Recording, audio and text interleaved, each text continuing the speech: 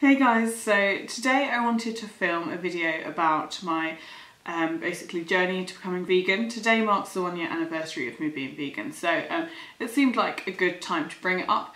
It's also Vegan January, so a lot of people at the moment, over 100,000 people have pledged to be vegan for 31 days, so for all of January, and that is what I did this time last year.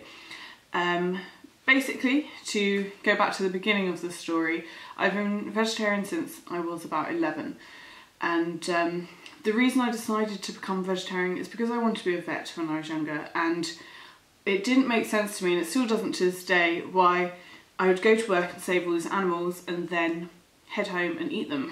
It just seemed to not make sense. You know, the whole point of wanting to be a vet when I was younger is because I absolutely love animals, so I didn't want them to have to die for me to have dinner. My mum's vegetarian, so our meals weren't very meat focused anyway. Mostly I ate meat-wise chicken nuggets or bits of bacon cut up into rice with sweet corn and peas. I can really vividly remember that dinner.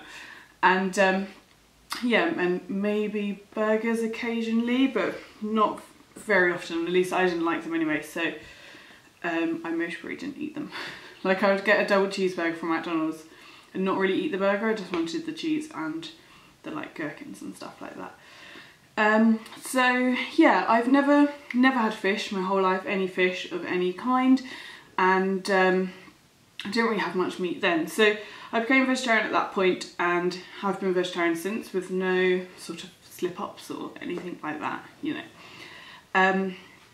But I, about 3 years ago, decided to stop having dairy milk, and the reason for that was because my skin was so awful by that point. I got really bad sebaceous cysts under here and here, occasionally on the front of my face, but mostly either side of my jaw. To this day they've left like dents and scars in my skin, which is fine, you know, they're sort of hidden underneath and doesn't really bother me. But yeah, they were basically like really hard lumps that you couldn't ever pop, and they'd be there for months. But when I stopped having dairy, they went like instantly. Within about 2-3 weeks or so, there was none left, and no more have ever come back to this day. So all I'm left with are the scars.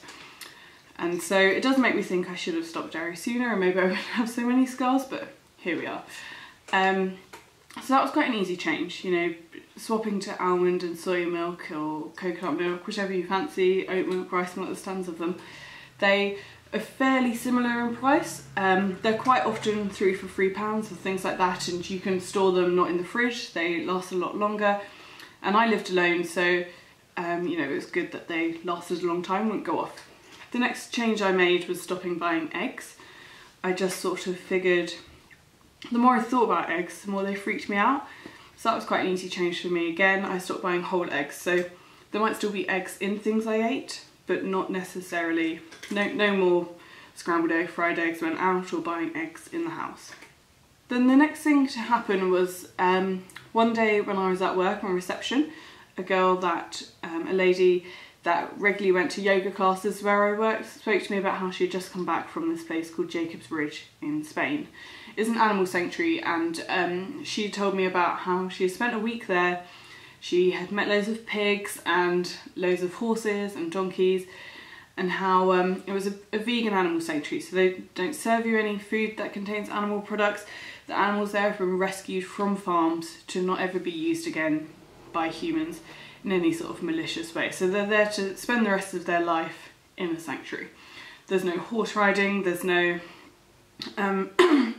sort of use of the animals at all. It's fully vegan, and then I decided to sort of book a trip there pretty spontaneously. I think the same week I went home and told Chris, and he was like, yeah, 100% want to go.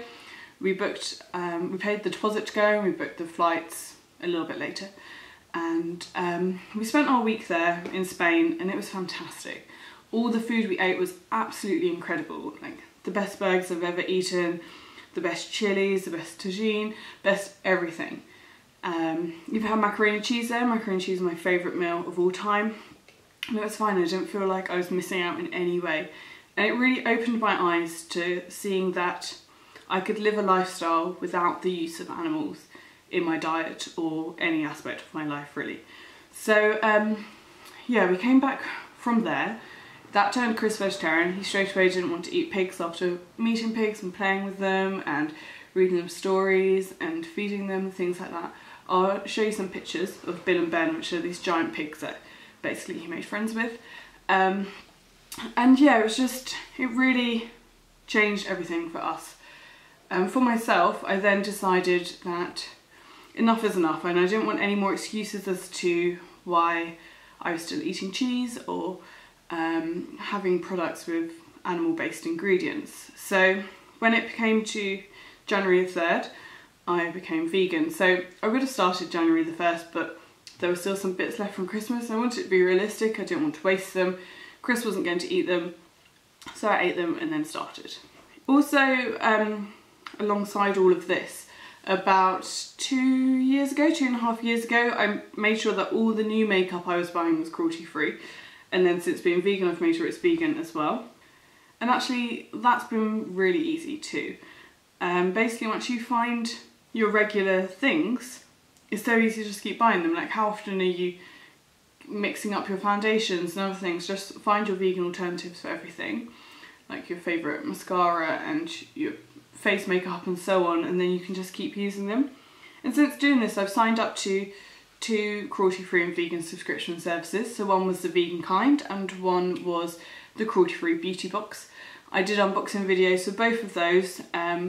They will be linked on my channel. There's playlists for both of them, so you can see them all.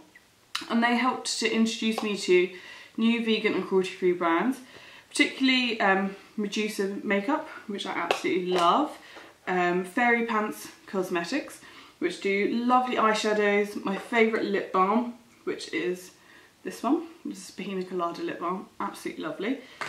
Who else? PHB Cosmetics, some hair care as well, and it just really broadened my horizons. And also these were all quite small businesses, small companies, and I feel much happier supporting them.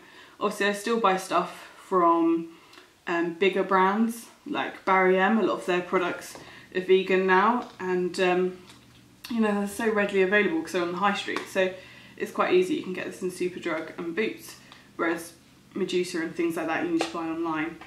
Also, my hair dye's been vegan for ages. It's some Arctic Fox, and my shampoo and conditioner and Maria Neela, that's all fully vegan as well. And so it was just about replacing stuff as and when it ran out all those years ago when I was changing all the cosmetic side of things, because I didn't want to be promoting products that had been tested on animals because I knew that was bad. Now the thing with dairy, I didn't know much about the dairy industry because no one had ever told me. I didn't learn in school, my parents didn't tell me, my friends didn't, you know, I didn't know until I started finding out myself. And how that happened is I decided to do a fully vegan and cruelty-free makeup tutorial. And then I thought, if I add myself to some vegan Facebook groups, I can share the video and show it to people who might be interested. And then, as by chance, by being in these groups, my newsfeed started to become filled with animal rights based posts, you know, the horrors of the dairy industry and stuff I already was aware of, you know, leather and wool and silk and other things. And I just learnt more and more and saw so many shocking images of the day-to-day realities of dairy that I had no clue about. So eating meat is obviously it's so clear that that's a dead animal, but when you drink milk, you might not always make that connection that a cow that was a male had to be killed because it doesn't produce milk, or the baby of that mum had to die so we can have the milk instead of her own babies. So they only stay with the mum a couple of days, they're then killed, we then have their milk. But I wasn't fully aware of that, and it was only by being part of these groups I realised that is a reality of every single dairy cow. This isn't just like a one-off scenario or any vegan extremism. This is what happens for us to get milk and cheese and all these things.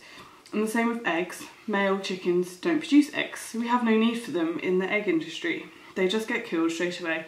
And I'm sure a lot of you have seen those horrible videos where you see the chickens going on a conveyor belt and falling into a grinder to be ground up whilst they're alive. And no part of me, as someone that loves animals and is a feminist, believes that that's right. You know, I don't think that should be happening. I wouldn't want that to happen to me.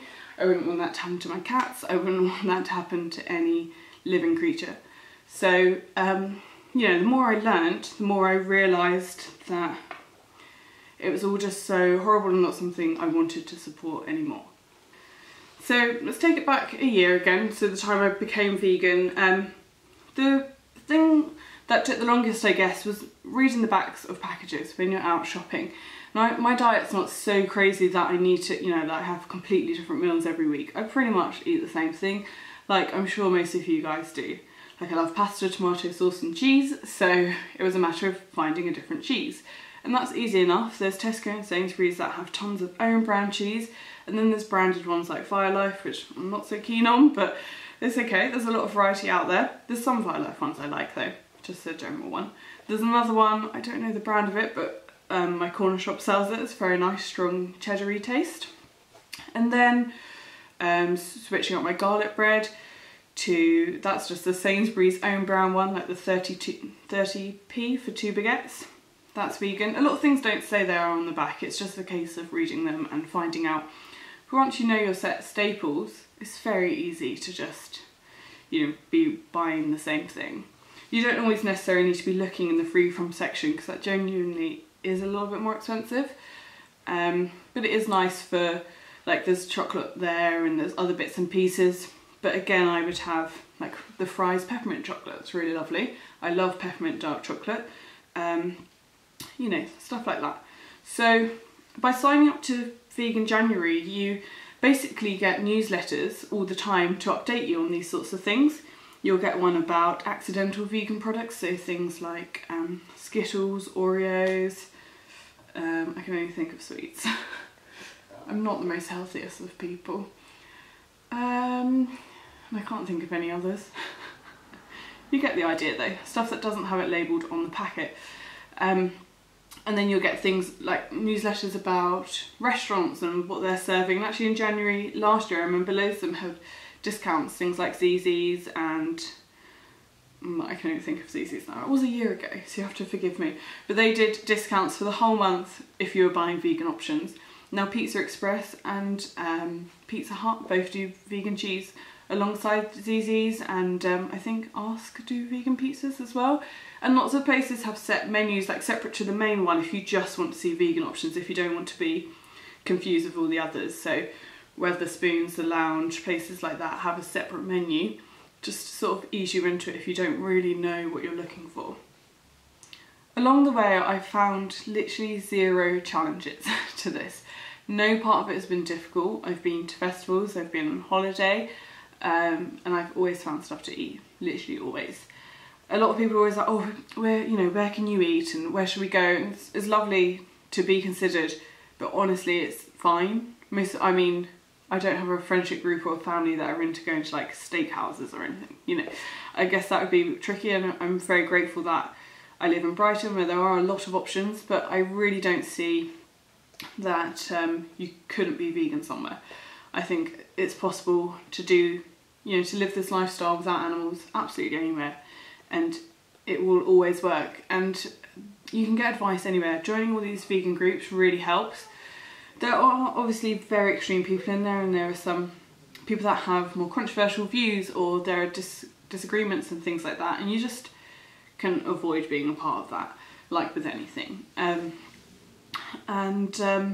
Yeah, it's just good to pick up when there's new products going into the shops. I found with Christmas, the vegan groups are so helpful because they introduced me to the coconut and cream drink from M&S, which is like vegan Baileys, and it's £12. It's absolutely delicious. And where to get a Yule log, I got one from Tesco. It was only a £5 and it was huge. It lasted several days. And where to get vegan mince pies, which were Waitrose own brand and Asda own brand ones were, and things like that. So I find them very helpful still to this day, just for new up and coming products that I might not have found out about any other way. At the moment I see it very black and white. I 100% feel that things like zoos are bad, different to animal sanctuaries, different to conservation, just zoos in general. I wouldn't go to one anymore. Things like smoking isn't vegan, it's tested on animals, tobacco contains animal products, except for one brand which is very difficult to find. I don't smoke anyway, but things like this need to be considered too if this is something you're looking into. Stuff like circuses with animals I wouldn't go to anymore. I don't think I ever did. I vaguely remember seeing a horse at a circus once, but I was very young, so not anytime recently. Yeah, I just don't feel animals are there for our youth. Actually, I remember at the start of last year, some people invited me to go lambing. I didn't want to go because I don't want to fund that, even though I'm not going there to then buy lamb-based products after or anything. I don't want to fund a farm to go and stroke a lamb, which would just make me upset that they're only solely there to then be killed for meat and wool and all that. So things like that, I don't feel I'm missing out on anything because I don't want to do those things, but there are things that you might want to take into consideration, that there are activities I would consider that definitely are not vegan. As well as the animal welfare side of things, which is what I've touched on the most because animals are the most dear to me. They've always been something I've really loved looking at and stroking and playing with, and you know, I've been brought up with cats, and I think I've always thought all animals are equal. I don't see any sort of animal hierarchy and haven't since, from what I can remember, from about 10, 11 years old when I became vegetarian. It's simply because I didn't know about the dairy industry then that I didn't realise what was happening. But yeah, there's never been an animal hierarchy in my mind. So with things like, I remember seeing a video on Facebook recently about cows playing football and how they were like dogs. Then they're not like dogs, they're like cows. They, you know, they're just doing what all animals want to do, which is play and run around. And the more we realise that all these animals have personalities and enjoy cuddles and affection and playing, the more we realise that they don't want to die or live this life. Oh, here's Pepper. One moment.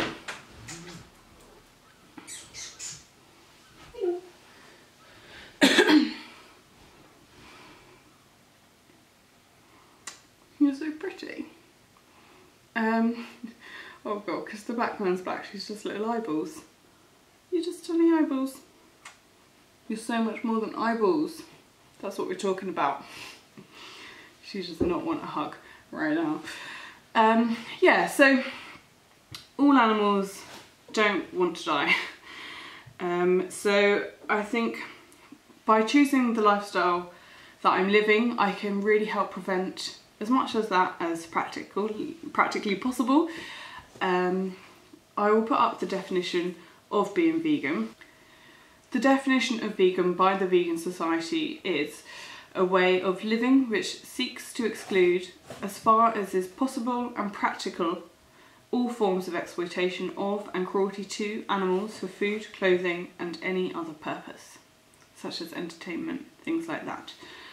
So as far as possible and practical basically refers to things like medicine. We obviously don't live in a vegan world, so it's not possible to be 100% perfect. You know, I still take the contraceptive pill. If I was in an accident, I'd still go to A&E and have medicine, or if I had a headache or a flu or something.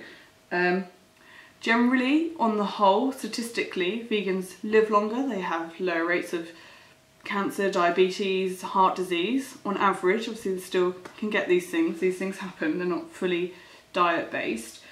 So maybe there's less of a strain on the NHS there, but not all the time, and I obviously still use the NHS and will still continue to, and use modern medicine which has been tested on animals, because so far there isn't an alternative. There are charities like the Dr. Hadwin Trust, which I support with a monthly direct debit, and have supported with the Vegan Kind box. They give a % of each box to Dr. Hadwin Trust, and also for my birthday as a fundraiser on Facebook it suggested, why don't you raise money for a charity? So I did, and I picked that because I would love to see a world where animals aren't needed in medical testing, but at the moment that isn't the reality, and that's okay. You know, we're working towards a different world, and I do see a time where that will be the case. So yeah, doing all I can with that, but you have to be practical with it. And the other part in there about all other uses, so like I mentioned with entertainment, things like Crufts or the Grand National are things I've never supported. I think it's disgusting that horses are used in the Grand National given high doses of drugs quite a lot of time, or kicked in the stomach, have people riding them, whipping them, and then if they hurt themselves they generally get shot and killed, all because we're watching them on TV. If we didn't fund that, if we didn't bet on them, if we didn't want to watch it on TV, they wouldn't be there. So you can make obvious big changes, you know, every person has an impact on this, you know, you all are capable of making change. And crufts obviously is an absolute nightmare. But hopefully one day that'll be banned too. That's a whole other issue as well. I think basically what I want you to all gain from this video is that being vegan is not the biggest challenge. It is fine. There will be a day where you're not going to miss cheese anymore, or eggs, or anything like that. And I promise you that you will feel fantastic for it. You know, it's cleared up my skin, it's helped my mental state, it's helped my connection with animals and the environment. I haven't already mentioned, but eating meat and dairy is the biggest contributing factor to global warming. And I don't want to live in that world where there's no more coral reefs because the sea's too hot and the sea levels are too high, and there's no ice caps anymore for the polar bears and penguins. And as much as I'm not going to have children, I don't want to leave that world to other people either. One thing about being close to animals is that you get cat fur all over your face and it really itches. Anyway, yeah, it's a bigger factor than all transport put together and all other industries. The number one factor for deforestation is soya, which is mostly fed to animals. Again, it's not fed to vegans for the soya that they eat. Way over half is fed to dairy cows and cattle as their main source of food. So again, by not eating cows or using products from them, you're not going to be contributing to the demand for that soya either, which is knocking down the rainforests. And some of my favourite animals live in the rainforest, you know, tigers and jaguars and leopards, and basically other cats, things, I don't know, orangutans and all sorts. They're all fantastic creatures, and it breaks my heart when they're so close to being extinct, and I want to do all I can. I think each person has the power to make such big changes, and when we all stand there together for that same goal, you're going to see huge results. Already the Veganuary campaign has far succeeded every other year, and it's doing so with such momentum, and there's change happening all the time. Companies are realising that the demand for meat is getting less and less, and the demand for cruelty-free products is increasing, and I think that's fantastic. And the labelling's getting better, and the Co-op and one other supermarket labels their food really well if they're vegan. Others not so much at the moment, but they're getting there, and there's pressure for them to do that, and so they will do soon. I did also want to show you the t-shirt that I'm wearing today, which, let me zoom you out, is by the anti-carnists, and this isn't very flattering, is it? It basically says, respect existence or expect resistance, and I really like it. I think it's pretty cool. Rock and roll. I want to cut off the sleeves and turn it into a baggy vest because I think they're more flattering on me. But I really like the pig and the goat and the cow, and then all the skulls and things, and just the slogan itself. So this is by Anti-Carnist, which are a fantastic company. I also want to mention that there are some very extremist people out there, people that really tarnish the vegan name or whatever, you know, people that are just very horrible people or have very extreme, quite negative or damaging viewpoints, and I don't want those people to influence you into thinking that we're all like that. I don't judge people for eating meat, I don't judge people for eating dairy. I have a boyfriend that eats dairy, I have friends that eat meat, and I don't look down on them. But yeah, we don't all hate everyone else in the world. I'd love to see a world where everyone I knew was vegan, but that's not the reality of it, and that's fine. I wasn't born vegan, and I've eaten meat and dairy for many years. I get it, like I said before, we're not born in a vegan world. I don't want you to hear the views of those people and it make you think, I never want to do that because they're crazy and all they talk about is being vegan. I think the reason people do talk about being vegan and the reason why I'm doing this video today is because I feel like there was just so much information I didn't know about my food and my life and the lifestyle I was leading and where animals played their part in that. I just simply didn't know.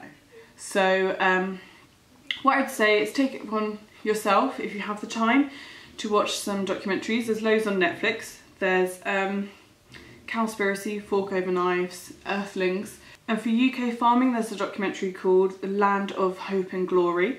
And I've not watched that, but I think it'll make me upset. And also I already am vegan, so I don't know. I most probably will at some point, but it's going to have to be a really strong day because I feel like it's just going to be really horrible.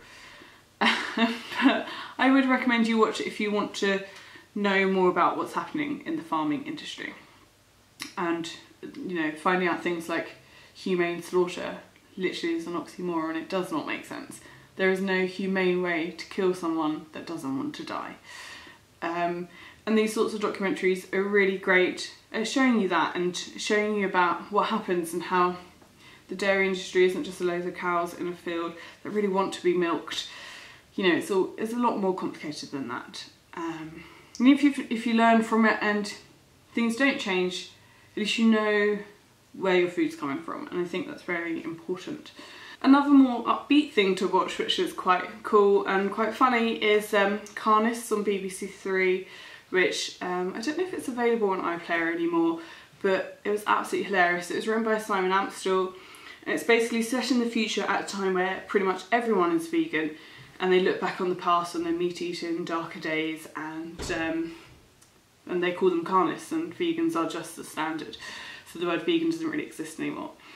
And it's just really fun. It's really light-hearted. It's really good if you like Simon Amstell. I'm sure you'll like it. And it was just very nice to see something like that on BBC.